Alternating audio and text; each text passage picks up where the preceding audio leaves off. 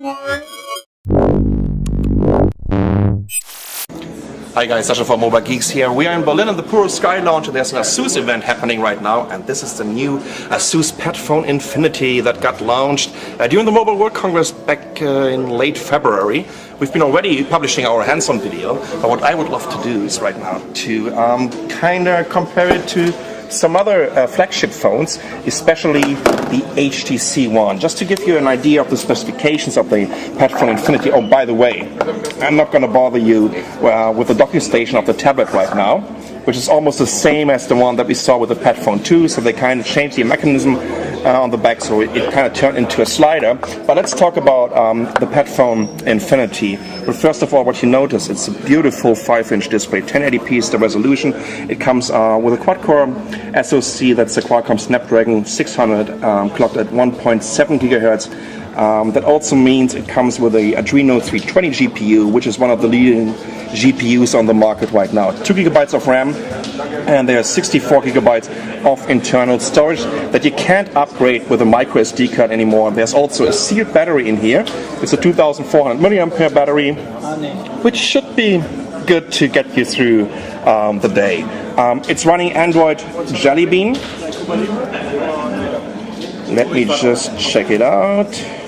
I'm pretty sure it's running Jelly Bean 4. Oh, here we go. Here are the settings.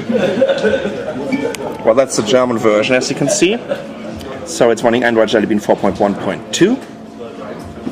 And it's only 145 grams.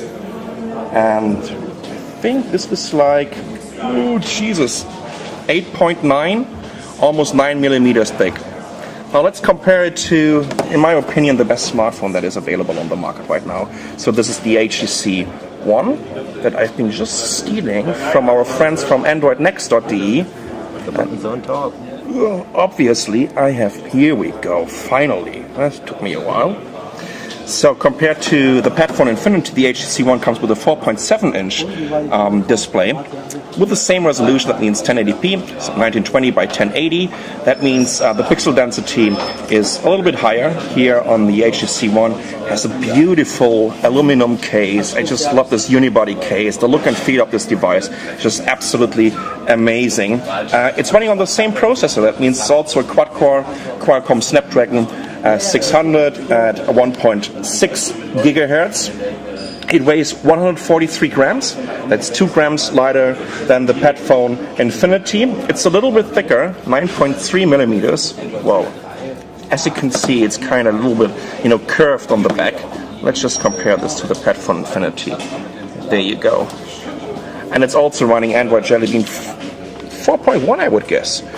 Let's quickly check this out. Let's go to the settings, and here we go. Software information, Android 4.1.2, like the Padfone Infinity. Last but not least, we also have the Samsung Galaxy S3. Unfortunately, I've been running out of battery on this one, but I think all you guys are familiar with this guy. The weight is like 133 grams, as far as I know. This one is also running Android Jelly Bean 4.1 right now. The display is 4.8 inch. But it only comes with a 720p display. That means 1280 by 720p. By 720 is the resolution. It also has 1 gigabyte of RAM and is based on a quad-core Exynos 4412 SoC. So let's say one generation behind in terms of the SoC compared to the Padfone Infinity and to the HTC One, which is, the Qualcomm architecture is not really an ARM Cortex A15. It's a kind of mixture in between a Cortex A9 and Cortex A15, while the Exynos 4412 here in the Samsung Galaxy S3 is definitely an ARM Cortex A9. Well, last but not least, what about this fella over here? That's a Samsung Galaxy Note 2.